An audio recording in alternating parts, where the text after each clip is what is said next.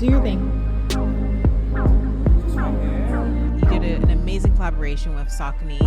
Here it is. And she was always like the rebel, the person that's going out to do certain things. And Shout out the rebels. shout out the rebels. So it's like, it's who you keep around you and what they say and how they say things to you. And it's true. Doesn't matter how much we want to be a good person, we're always gonna be a bad guy in someone's storybook. Do hood rat things with my friends. Hey. Who's gonna find me? I can afford all of it. And last, We on a yacht, baby.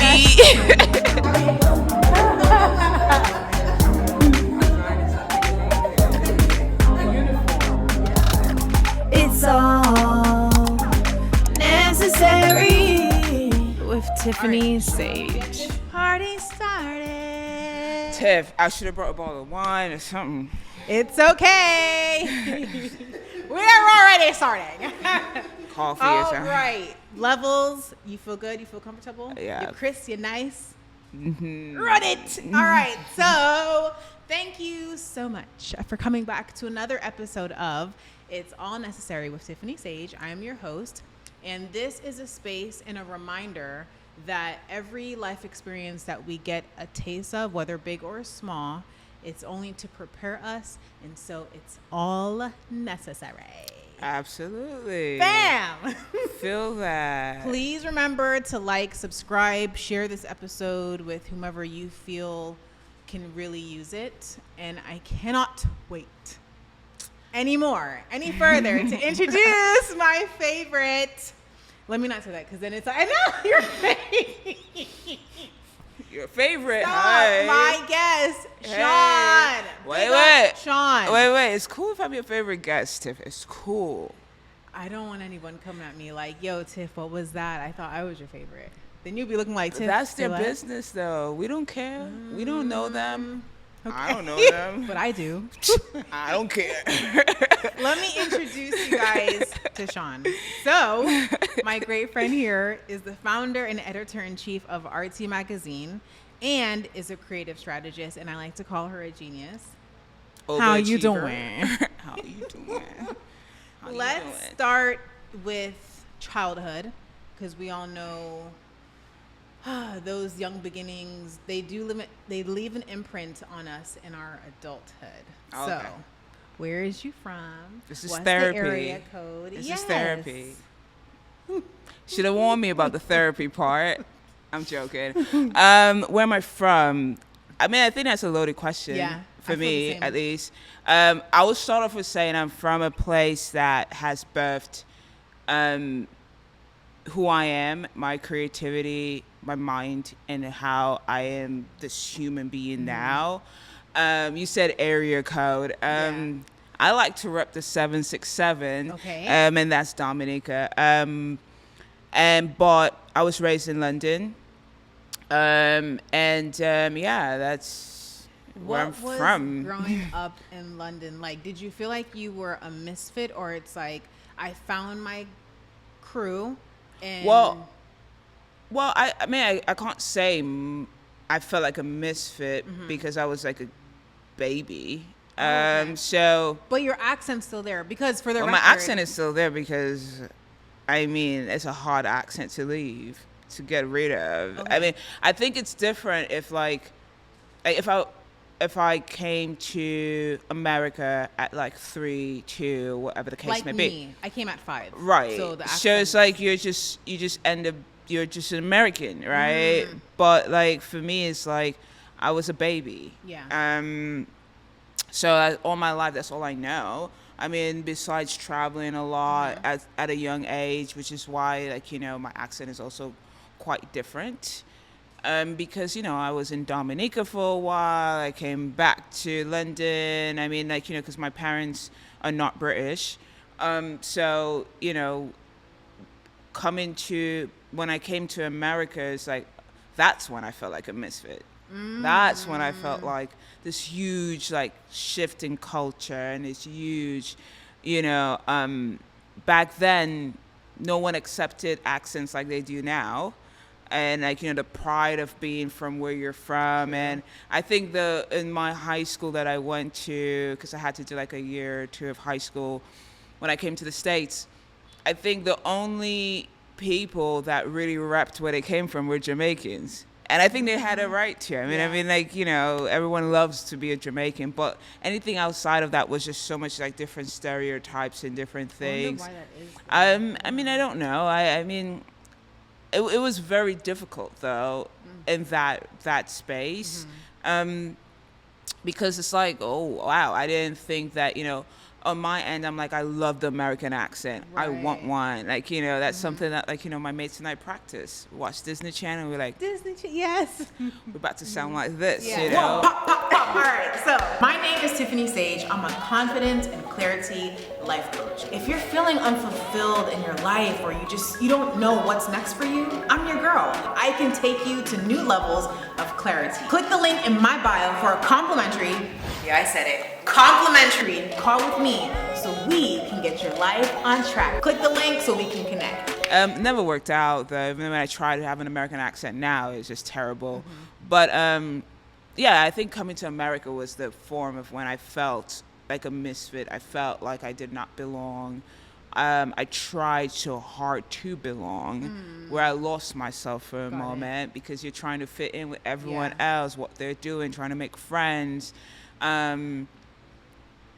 And also missing home terribly, missing home, missing your friends, missing what that comfort looks like. It's a different feeling, but that's when I feel like a misfit. Yeah, of course. You made it. I mean, growing up, did you have any role models where you were like, I want to kind of mimic that? I wouldn't say mimic. I think so growing up, I was like definitely someone who loved to read. So, at an early stage, like, I would just read certain things and I would want to be the characters in the books, really. And like role model-esque, I would say my parents, really. I saw how hard they work. I saw, the life that they envisioned for themselves and for me. I'm an only child, so I don't have any siblings to be like, But I saw what they were doing and I was like, oh wow, I love that. And like, kind of instill certain things in me to this day that I utilize in my life, right? So yeah, definitely my parents were my role models. If you could take, whether, and I mean specifically characteristic wise, from your mom and then from your dad, what would it be? One from each where you're like, I really admire that. My mom, I would say her drive. I would say her willingness to be like, oh, I want to do something, I'm going to do it, right? That was my mom. My dad, his patience, his and I am that much of my parents, right? I look a lot like my mom. Everyone's like, you're your mom's twin. And I don't have anything of her personality. I have everything of my dad's. Like, my mom is she's not a patient person. She's not like, she's more outgoing. I'm more introverted. I'm more like, if you talk to me, I'll talk to you. I'm more observant. And my dad is that. My dad is very much like, he would observe a room. He doesn't speak a lot, but when he speaks, it's like, people lean into, and so I'm much of that. I have like them in those ways. Okay. But yeah, my mom definitely, her drive, her essence of like, doesn't matter where she goes, she makes a friend. It doesn't matter what life may bring her in the moment, she somehow still stays 10 toes down. Like, I don't think I've ever seen my mom like defeated or and I wonder where she gets that strength from. I think she gets the strength from the fact that she lost her mom at an early age. Okay. And right after that, she got pregnant with me at an early age. So I think her having to be that important role for her siblings, like, like my mom is from Dominica, and like in that time, they were hit with one of the worst hurricanes, I think, to this day. that like pretty much wiped out the country in some ways, and she had to figure out how to survive in that way, right? And also losing her mom around the same time. Like, it was so much that was going on. So I think the stories that I've heard from her and how she had to like literally, you know, go fend and find food for her siblings and do this. And she was always like the rebel, the person that's going out to do certain things. And shout out the rebels. Shout out the rebels. Shout out the rebels. And so, like, you know, she didn't really care much about a lot of things. And I think that is like, you know, I think for any young parent, if they having a kid at 18, 19, I mean, like, to this day, growth is just forced upon you. Yeah, what else can you do? Especially if a parent dies.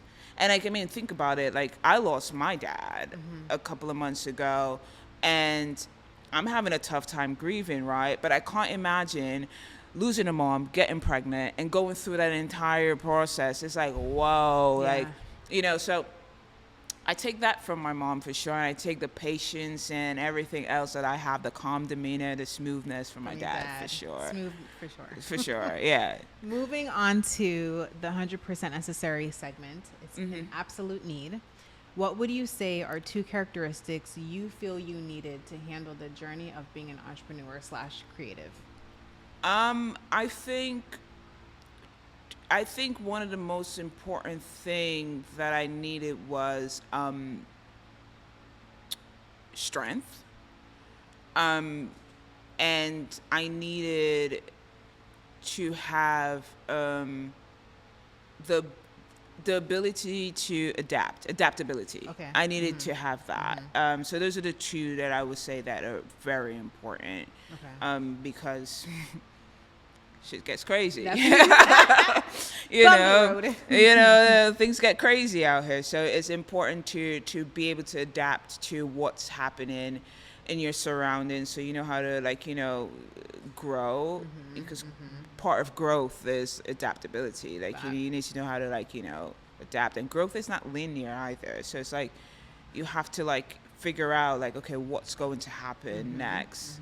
You know, and I'm an overthinker, so I already know what's going to happen next. It's very interesting how overthinkers come in many different ways and forms. Because Absolutely. I wouldn't say I'm an overthinker. And I can't imagine, though, what it would feel like to be an overthinker, because it's like, I don't know. I feel like you get stuff done, but some struggle to get that first step. And it's like, well, yeah, I mean, I think that's the importance of, like, I think when I say I'm an overthinker, is the fact that, like, I could sit and, like, we could talk about something so small, and my brain is moving like 100 miles an hour about that small thing, right? But I don't let my overthinking stop me from being, like, you know, doing what I need to do. You know, like, I think like, you know, when you're creative, or when you're doing anything in life, to be quite honest, I think it's like intentions are more important than motivation. So it's like, when you have intentions on what you really want to do and how you want to do it, that pushes you, because you understand your purpose, right? You know what you're doing, and you know why you're doing what you're doing. Motivation, I could wake up today and I'm motivated, and I get an hour later, I'm not motivated, and then that stops the process. And I think when you overthink, it's like, are you overthinking with, like, the intentions of, like, finding a solution to something, or you just overthinking because you're overthinking, and it pauses everything in your life, and now you're just stagnant, you know? So I think there's a huge difference in, like, how you overthink. And I think it's on each person as well, because, as I said, if you're just running on motivations only, you're not going to get anything done for real. 2 pieces of advice that has been very necessary for your growth. 2 pieces of advice. Don't listen to what people say about what you're doing. Look at the source of who's telling you what you're doing. So for me, it's like, you can tell me whatever you want to tell me, but if you're not in a position, I'm looking at you like, what do you even know about this? Even know? You know, it's like, why am I I'm even? gonna say that one day to somebody. What do you Sometimes even know? sometimes you need to say those Yeah. things. What do you even Yeah, know? what do you even know? Like, you know, why do you need to have so much of a say into my thing? You know, so it's like I take that with me, and like I'm always open to listening to people though. Like I listen to what everyone has to say. How do you protect yourself where what they're saying doesn't become cancerous? As I said, look at the source. Okay. Like look at the person who's telling you what they're telling you. You know, and I think again, intentions are important. So if you're an intentional person and you know that you have already created something that's going to be so great for the market space or whatever it is that you're creating, whatever someone else says to you, you just kind of like block it out. Yeah. Like, you know, it's like, okay, Yeah. go home, forget about it, you know, and it's not easy though. I'm not saying that it's an easy thing to do, because like I had a situation just recently where I shared an idea with someone and they kind of like came in hot and heavy, and it did kind of like, I was like, oh, what? Yeah. I had to sit with myself like, whoa, since when do you let people even dictate Yeah. you know what you're doing? You know what you're doing, you know how it is. You've done this before. You know, this is not your first time starting a business or doing anything in that Yeah. sort, you know. So it's really just, again, looking at the source. You know, some people, they feel like they could tell you whatever they want to tell you, but that's them. Yeah. You know, like if I am going to sit with a friend and I tell my friend like, hey, I have a great idea and I'm doing this, and my friend has never started a business, never even left the comfort of their own hometown or anything like that, and they're then telling me like, oh, you shouldn't do this, why don't you should worry about Yeah. this, and it's like, dude, you only go to the grocery store. That part. And also too, someone could have done what you did, but their outcome doesn't determine your That too. outcome, you know. But So- then intentions are important too. So True. it's like if someone, I've met people who have done things before and it didn't work out for Yeah. them, and they come back and they tell me like, hey, here's the mistakes that I made, Mm-hmm. but I think you're gonna do a better job than I would. So it's like, it's who you keep around you Yeah. and what they say and how they say things to you. I think that, you know, we're living in a space of time right now where, you know, everyone has an opinion. But it doesn't mean that your opinion is valid, you know, and it's like, you could have your opinion. I'm going to listen. I listen to everybody. I just don't take everybody's good. thing, you know. I don't really listen. Honestly, I don't even open the door much for someone to even say something, because then it's like, as you said, I know myself, but I don't even want it to be a possibility that it starts, you know, festering and growing, and then that energy to try to push it down is wasted when it's I think like, it's important who you keep around you as well. Yeah. You know, like I have no problem cutting people off. Mm-hmm. Like, you know, I had someone say to me the other day, the way you switch up is quite scary. And I'm like, I don't think for me, it's not like, I don't think you should be scared by my switch up. You should ask yourself, why am I switching up? And what do we call that? Is that emotional intelligence? Or I think just, it's a lot to do with emotional intelligence. Okay. Like, you know, and we had this conversation Yeah. the other day about emotional intelligence. I think, you know, it's understanding the other person's emotions, but also understanding your emotions. So it's like, if I understand my emotions, I can understand what your emotions are given, and then I could empathize with it, and I can make a situation different, or I could just make a decision like, hey, I'm not switching up. I already told you. that. Like, And don't, it just hit me a while ago, don't allow the fear of, I guess, being the villain. Oh, or yeah. I mean, being we're told that, you know, keep you in that situation. you know, our good sis Samantha Jones from Sex and the City said it best. You know, chill, babe. You're a bad guy in someone's storybook. And it's true. Doesn't matter how much we want to be a good person. We're always going to be a bad guy in someone's storybook. It doesn't true. matter. Like, you could be the most loving person, caring person, could have done the most for someone. And then the minute that you do one thing that's not pleasing to them, True. you know, you're a bad guy. You know, it's like you can't help it. It's just gotta deal with it. As I tell my friends all the time, like, some people's opinions are just fan fiction. Like you don't know me. I don't know you. Yeah. Your friend told you something about me. Cool. What? If you really want to know me, get to know me. If you really care about whatever it is that was brought to the table to you, you'll come to me. You'll come to the source. Ask me. And if I tell you something and you have great discernment, you will know if I'm lying or if I'm telling the truth. Discernment. I love that word. It's a great word. It's a great thing to have. Let's move on to work and lifestyle. So, Sean is coming out with a shoe. You did an amazing collaboration with Saucony. Here it is. Yeah. And before we jump into it, I want to know what, I guess, with your creative journey, where did that begin? So, I mean, this was not in my bingo card. This was not in the books. I mean, I'm not a footwear designer. I am more of a behind the scenes kind of person when it comes to design processes and stuff like that. So the person who brought this to the table for me, I featured them in A.R.T.S.Y. In my publication. And they also had a shoe brand that I was kind of like, always rocking their shoes, blah, blah, blah, whatever the case may be. And he moved on to Saucony, and he was like, he hit me up. He's like, hey, I think there's something going on. Da-da-da, I'm going to throw your name in the hat. I said, throw my name in the hat. Yes.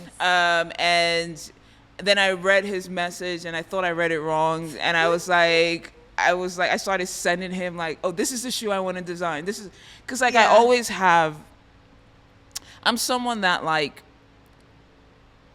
always have like an idea of what I want to do. Like it's never something new to me.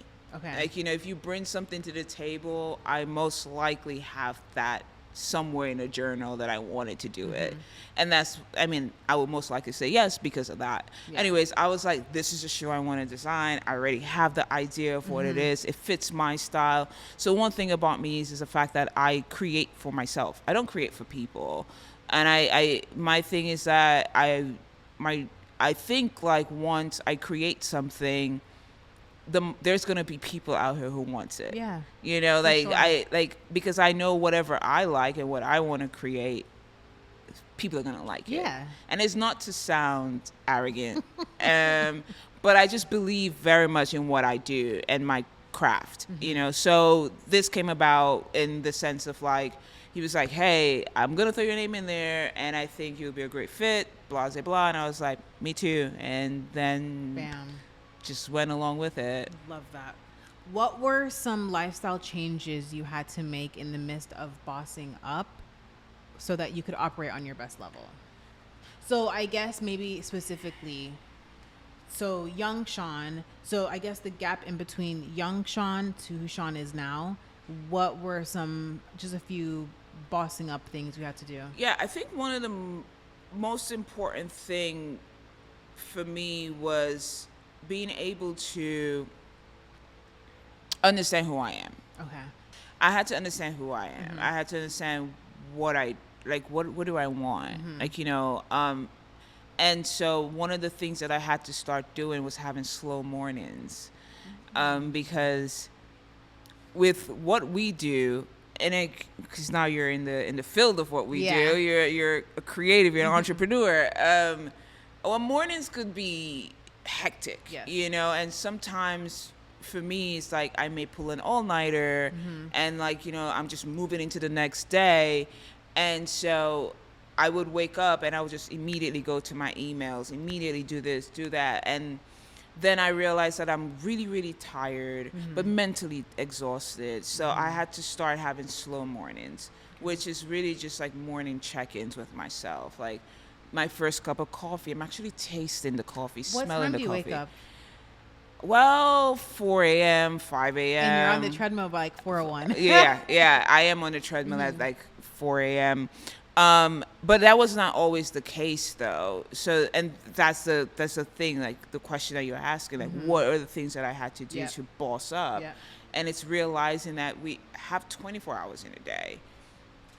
We all do. And some people get a lot of things done in Yeah. 24 hours. And I'm like, well, dang, I only be getting like 4 emails out. And I'm like, great day. This day's drained me. Yeah. You know? And so I started really analyzing myself and being like, okay, why is it that you're not having successful mornings?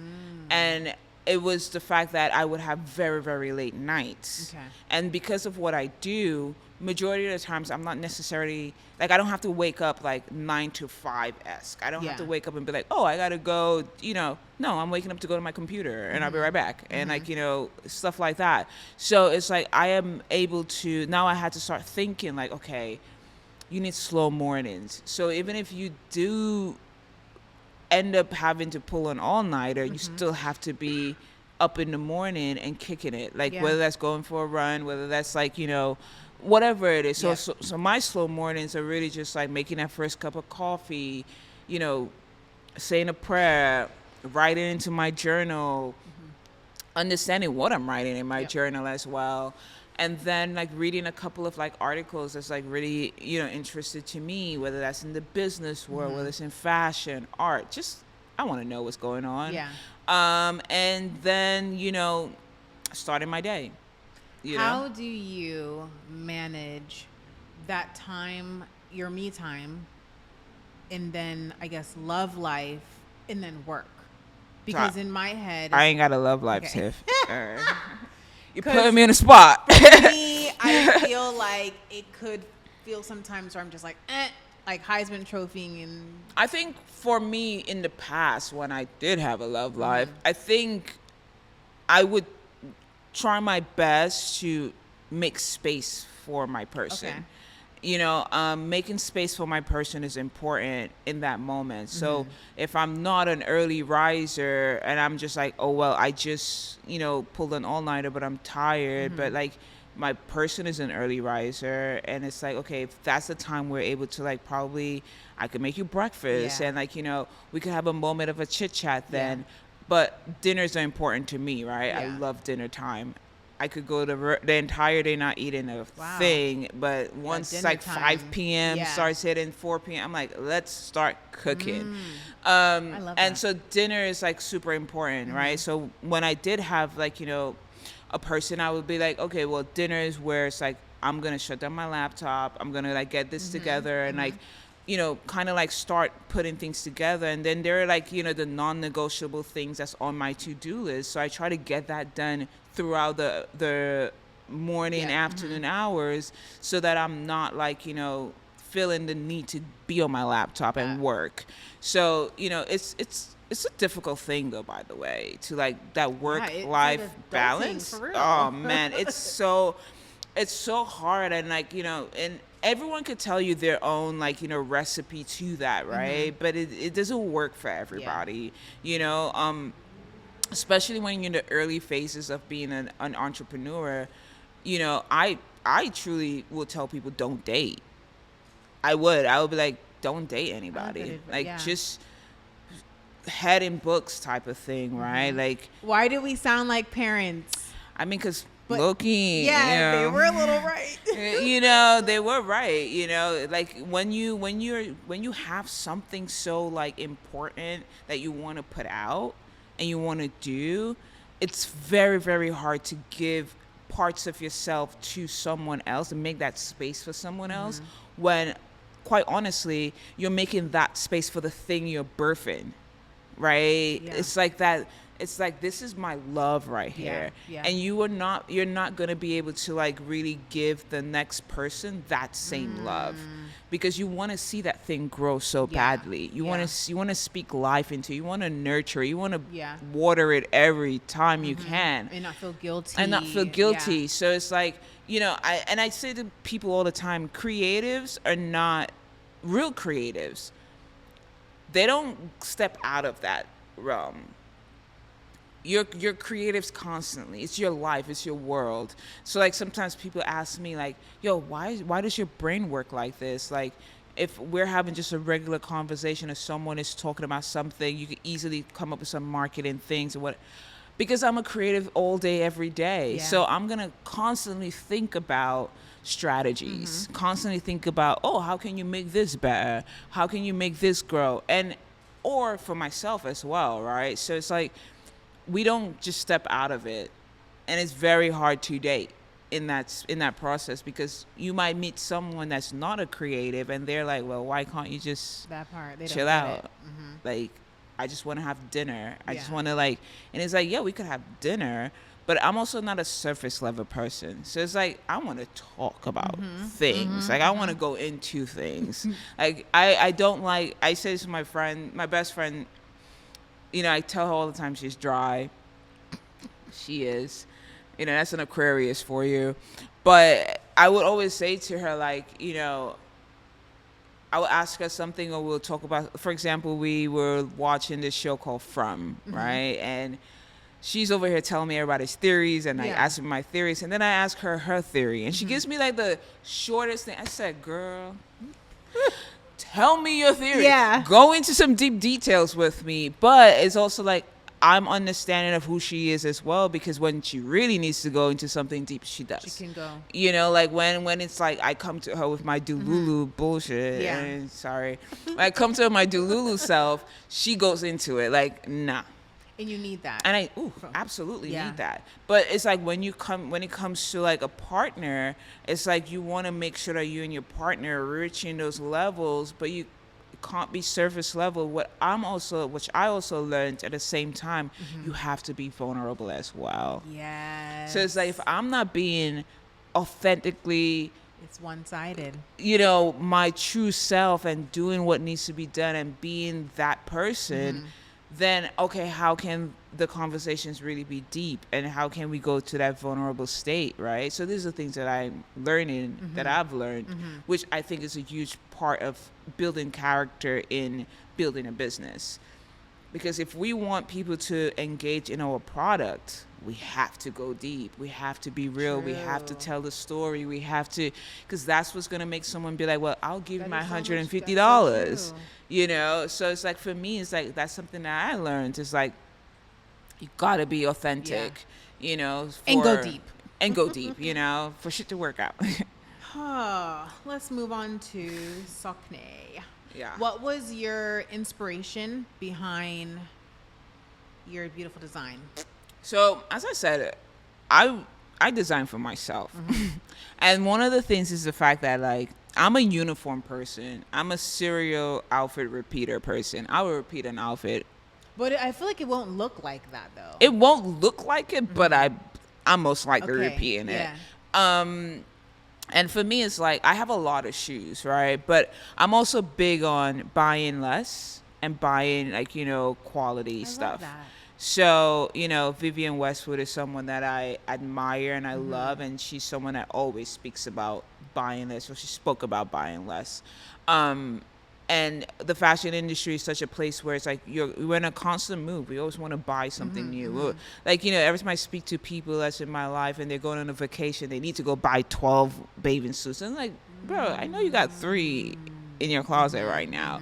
So for me, when I was designing this, I was like, I would like to design a shoe that people could have on their everyday wear. Yeah. And, like, you know, people who are like me, that's down to be a serial outfit repeater, or just a shoe that's just of comfort. You could wear it, you could dress it up, you could dress it down, you could do whatever you want to do with it. So the colorway was super important. I mean, green is also my thing. It's my Same. color.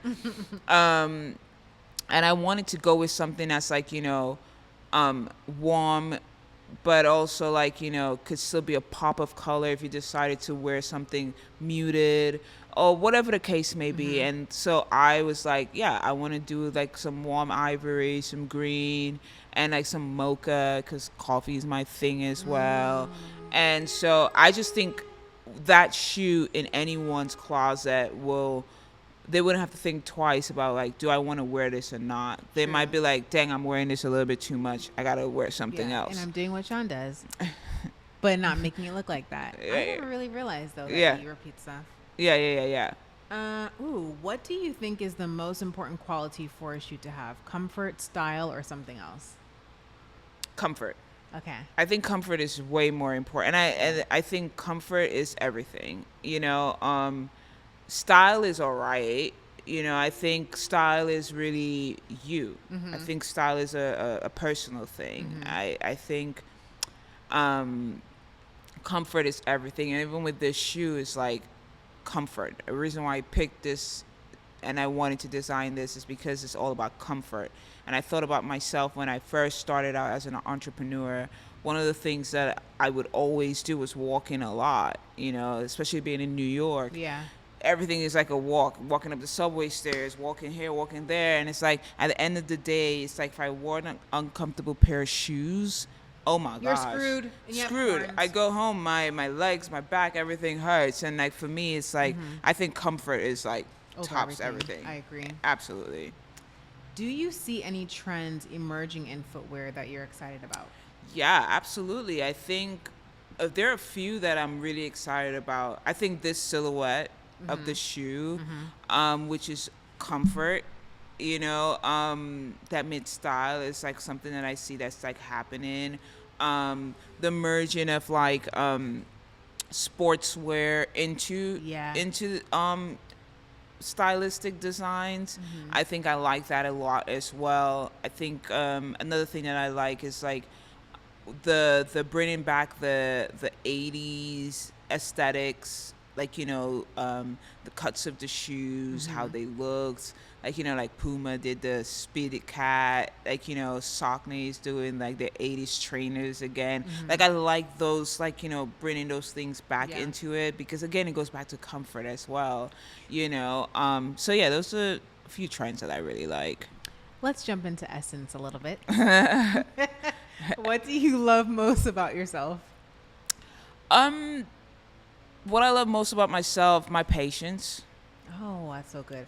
And self-control, I'm going to say. And self-control. Honorable mention, Yeah. So emotional control. That's patience and emotional control. I think that's like top two qualities about myself And that I feel like that will take you far, because I don't think many people have that. Oh, it's a difficult thing to work. I never had it before. I had to grow into it. I had to like tell myself, oh, you need to like control your emotions. You don't need to say something because you feel like you want to say something. What do you value most in life? Time. Same. Time. I value Don't mess time. with my time. Don't mess with my time. If you had a pep talk, so let's just say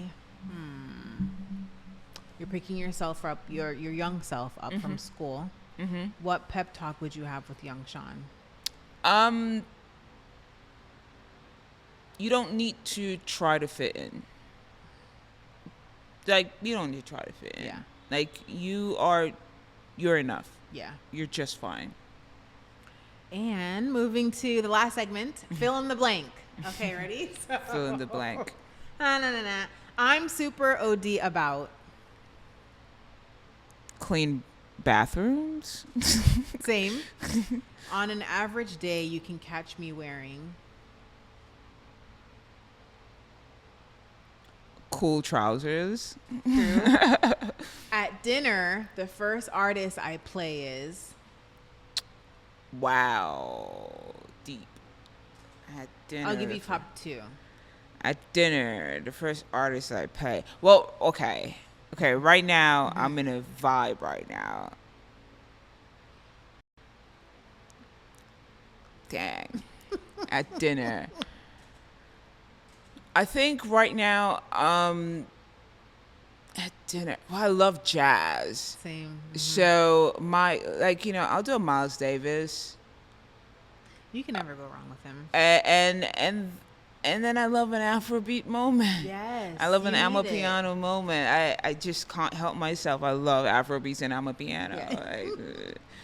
Even when I'm sad, I'm like, I'm gonna play that. Like, so I don't know. Asake, I don't know, any one of I those. love Asake. That's like Yeah. Please shut up about.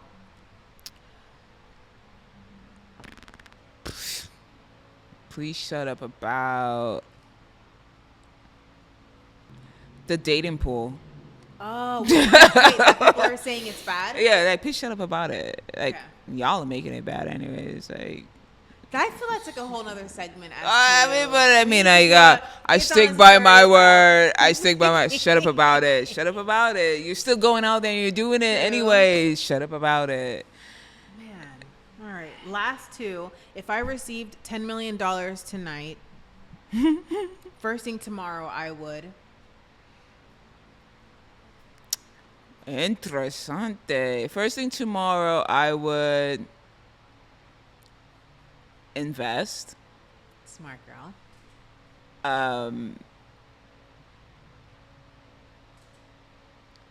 Do hood rat things with my friends. Because who's going to find me? I can afford all of it.